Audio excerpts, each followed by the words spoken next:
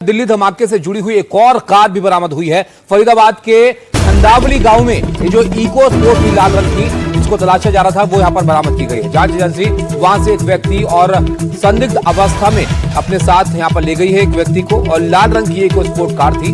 उमर मोहम्मद के नाम थी, जिसने लाल किले के पास परसों धमाका किया, और इस कार को लेकर भी पुलिस को अलर्ट मिला था, जिसके बाद इसे तलाशा जा रहा था और अब यहां पर इसे बरामद किया गया है। बताया जा रहा था कि 2 कारों को इन लोगों ने खरीदा था, जिसमें से एक कार में ब्लास्ट हो गया, वहीं दूसरी कार की लगातार तलाश की जा रही थी। और अब ये जानकारी मिल रही है कि धमाके से जुड़ी हुई एक और कार बरामद हुई है। फरीदाबाद के खंडावली गांव में ये कार मिली है। तस्वीरों में भी आप देख सकते हैं ये रेड कलर की कार, जिसकी तलाश पुलिस को थी, और संदिग्ध इको स्पोर्ट्स कार बरामद हो गई है। और इसी के साथ एक संदिग्ध व्यक्ति को भी पुलिस अपने साथ लेकर गई है। अब क्या लिंक है इस व्यक्ति का, कौन ये संदिग्ध व्यक्ति है, इसके बारे में जानकारी और जुटाएंगे। और वक्त हमारे 2 सहयोगी हमारे साथ जुड़ गए हैं, और मुकेश लगातार हमारे साथ बने हुए हैं, साथ ही साथ शुभांग भी हमारे साथ यहां पर जुड़ गए हैं। शुभांग, जिस कार को ढूंढ रही थी पुलिस, आखिरकार वो मिल गई है। जो संदिग्ध व्यक्ति जिसे अपने साथ लेकर गई है पुलिस, उसके बारे में क्या जानकारी मिली है?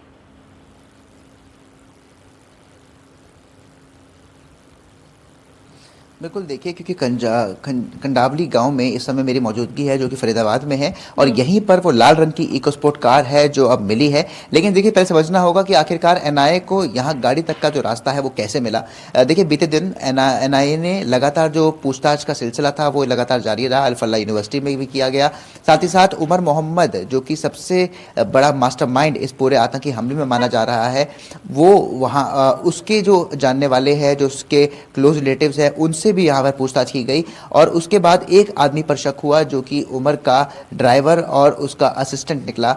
और उसको और ज़्यादा पूछताछ करने के बाद उसने बताया कि आखिरकार उसने गाड़ी कहाँ पर छुपाई है, और लाल रंग की जो इको स्पोर्ट गाड़ी है उसको निशानदेही यहाँ खंजावला गांव में हुई। इस समय मेरी मौजूदगी यहीं पर है। अगर मैं आपको तस्वीर दिखाऊं तो देखिए, जो फरीदाबाद की पुलिस है वो इस समय यहाँ पर मौजूद है। इसके अलावा बॉम्ब स्क्वाड, एनएसजी, एनआईए, तमाम जो एजेंसीज हैं वो यहाँ पर इस समय मौजूद हैं। और बीती रात से लगातार यहाँ पर जो जांच थी वो की जा रही थी, लेकिन 3 बजे के आसपास इस जांच को रोका गया था। कुछ घंटे का ब्रेक लिया गया था, और अब आप देख सकते हैं कि जो जांच का सिलसिला है वो एक बार फिर शुरू हो चुका है। अब से कुछ ही देर बाद हो सकता है कि जल्द से जल्द जो इको स्पोर्ट गाड़ी है उसे यहाँ से ले जाया जाएगा। तो कहीं ना कहीं ये काफ़ी बड़ी उपलब्धि यहाँ पर एनआईए और हरियाणा पुलिस को है, क्योंकि कहीं ना कहीं जिस दूसरी गाड़ी का इंतजार यहाँ पर किया जा रहा था उससे अब कहीं ना कहीं लिंक किया जाएगा। हालांकि इस गाड़ी का जो एड्रेस है पहले वो सीलमपुर में आकर के मिला है, और साथ ही साथ सीलमपुर में भी जिस शख्स के नाम पर ये गाड़ी है वो हाजी, उससे भी अब पुलिस पूछताछ कर रही है। जी बिल्कुल शुभांग, ये भी जानकारी आ रही है कि फर्जी पते देकर ये गाड़ी को जो है खरीदा गया था। इस गाड़ी से कुछ बरामद भी हुआ है क्या?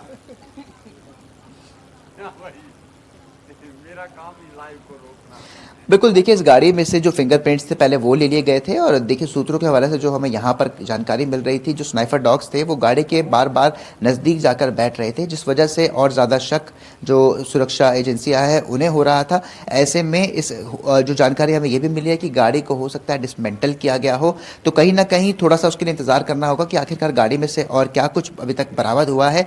लेकिन ये यहाँ पर एनआईए की उपलब्धि है, और जिस शख्स को बीती रात भी यहाँ से दोबारा डिटेन किया गया है, हिरासत में लिया गया है, वो वही उमर मोहम्मद का जो ड्राइवर है उसे यहाँ से लेकर के गए थे। गाड़ी में सबसे पीछे की जो सीट थी वहाँ पर उसे लिटा करके उसको चेहरा ढक के यहाँ से लेके गए थे। तो कहीं ना कहीं ये तमाम जो चीज़ें हैं, तमाम सबूत हैं, अब ये एक साथ मिलेंगे। और सबसे बड़ी बात, अब सभी को पता है कि वो i20 गाड़ी उस दिन उमर मोहम्मद चला रहा था, क्योंकि डीएनए जो है वो मैच हो चुका है। तो कहीं ना कहीं ये दूसरी गाड़ी क्या कुछ नए सबूत लाती है, उसके लिए थोड़ा सा इंतजार करना होगा। जी बहुत शुक्रिया शुभांग, आपका। आप रहेगा हमारे साथ, मुकेश भी हमारे साथ बने हुए। तो देखिए, अब कड़ियां तमाम जुड़ रही हैं कि कैसे इन 2 गाड़ियों को इस्तेमाल किया जा रहा था। जहां से बरामद हुई है वहां पर अब तफ्तीश की जा रही है। पूरी तरह से इसको खंगाला जा रहा है कि आखिर इसको किस मकसद से यहां पर लाया गया, किस मकसद से खरीदा गया। बहरहाल जो तस्वीरें हैं वो भी लगातार सामने आ रही है इस हादसे को लेकर। दिल्ली धमाके से एक और बड़ी खबर आपको बताएं, वीडियो अब सामने आया है। ट्रैफिक के बीच जब यह ब्लास्ट हुई कार, तो सीसीटीवी कैमरे में ये तस्वीरें रिकॉर्ड हुई हैं। जोरदार धमाका यहां पर होता हुआ दिखा, तेज रोशनी यहां पर उठी, और उसके बाद क्या यहां पर हुआ ये सबके सामने। बिल्कुल, कल भी एक वीडियो सामने आया था जिसमें गाड़ी साफ तौर पर देखी जा रही थी जो धीरे धीरे करके मूव कर रही थी, और एक ये नया फुटेज सामने आया है जिसमें आप देखिए कि रेड लाइट पर गाड़ियां रुकी हुई हैं और बीच में जो ये i20 कार है ये मौजूद है और एकदम से धमाका होता है और आसपास की गाड़ियों को भी ये धमाका अपनी चपेट में ले लेता है। तुर्की के हैंडलर से संपर्क में था उमर। तुर्की के अंकारा में बैठा था उमर का हैंडलर, जिससे लगातार ये संपर्क बनाए हुआ था और इसका कोड नेम यूकासा था जो हैंडलर था, और यहाँ पर सोशल ऐप के जरिए लगातार ये संपर्क में था। मार्च 2022 में कुछ लोग भारत से अंकारा गए थे और शक है कि इनमें उमर समेत फरीदाबाद टेरर मॉड्यूल में पकड़े गए दूसरे आरोपी भी उसके साथ गए थे। हमारे सहयोगी मुकेश हमारे साथ हैं। मुकेश, बताइए कौन इसका हैंडलर था और ये तुर्की का कनेक्शन क्या है? देखिए, बिल्कुल मार्च 2022 में कुछ लोग भारत से टर्की के अंकारा शहर गए थे, जहां पर जैश ए मोहम्मद के एक हैंडलर से जो उमर मोहम्मद है और जो मुजम्मिल शकील है, इन दोनों की मुलाकात हुई थी और हैंडलर से काफी देर इनकी बातचीत हुई थी। ये भी जानकारी मिली है कि जो जैश ए मोहम्मद का हैंडलर है उसने इन लोगों का ब्रेन वॉश किया था और भारत में बड़े हमले करने के लिए कहा था। उसके बाद ये लोग लौट आए थे और सुरक्षा एजेंसियों को इनके पासपोर्ट से ये सारी जानकारी निकलकर सामने मिली है और इसको लेकर जो एजेंसियां हैं वो जांच कर रही हैं। दूसरा जो बड़ा अपडेट है इस मामले में वो ये है कि जो उमर मोहम्मद का डीएनए है वो उसके परिवार के लोगों से मैच कर गया है, यानी अब ये साफ हो गया है कि जो उमर मोहम्मद है वही i20 कार चला रहा था और उसी ने लाल किले के बाहर एक बड़ा ब्लास्ट किया जिसमें उसकी भी मौत हो गई और कई लोग इसमें मारे गए, कई लोग घायल हो गए हैं। 2 दिन पहले ही जो सुरक्षा एजेंसियां हैं उन्होंने पुलवामा में उमर की मां और उसके भाई का डीएनए सैंपल लिया था, जो ब्लड सैंपल लिया था, और उसके बाद तुरंत जो डेड बॉडी थी i20 कार के अंदर जिसमें दांत के हिस्से थे, हड्डियां थी, कपड़े थे, उनसे उसके भाई और उसकी मां का डीएनए मैच कराया गया जो कि 100% मैच कर गया है। तो अब ये साफ हो गया है कि जो गाड़ी चलाने वाला शख्स था यानी कि ब्लास्ट करने वाला शख्स था वो उमर मोहम्मद ही था। जी बिल्कुल मुकेश, आप बने रहिएगा हमारे साथ, आगे भी जानकारी आपसे लेते रहेंगे। और इसी बीच एक और बड़ी खबर आ रही है दिल्ली बम धमाके से जुड़ी हुई। जानकारी ये आ रही है कि सुरक्षा एजेंसी और पुलिस ने जैश के आतंकी उमर का एक और रूट का पता लगाया है। लाल किले धमाके का आरोपी डॉक्टर उमर फरीदाबाद से फरार होने के बाद मेवात होते हुए फिरोजपुर झिरका पहुंचा, फिर वो वापस दिल्ली मुंबई एक्सप्रेस से दिल्ली की तरफ आ रहा था। उसने दिल्ली मुंबई एक्सप्रेस वे पर एक ढाबे पर रात गुजारी और वो रात में भी कार में ही सोया था। इसके अलावा यह भी जानकारी सामने आ रही है कि दिल्ली मुंबई हाईवे से होते हुए जब ये वापस आया तो फरीदाबाद होकर दिल्ली के बदरपुर बॉर्डर से घुसा। आरोपी उमर दिल्ली मुंबई एक्सप्रेसवे पर सीसीटीवी कैमरे में कैद हुआ है और इसका जो ये रूट है ये यहाँ पर समझ में आया है।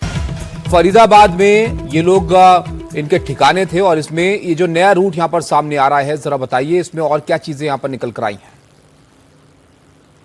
देखिए, जो फरीदाबाद पुलिस है और जो जेएंडके पुलिस है उसने जब अल फलाह यूनिवर्सिटी में छापेमारी की और जो मुजम्मिल शकील पकड़ा गया, आदिल पकड़ा गया और जो विस्फोटक है वो बरामद हुआ, 350 किलो पहले विस्फोटक बरामद हुआ जो कि अमोनियम नाइट्रेट था। उसके बरामद होने के बाद ही जो उमर मोहम्मद है वो घबरा गया और ये तुरंत अपनी कार लेकर पहले दिल्ली मुंबई एक्सप्रेसवे से होते हुए जो फिरोजपुर झिरका है वहां पर गया।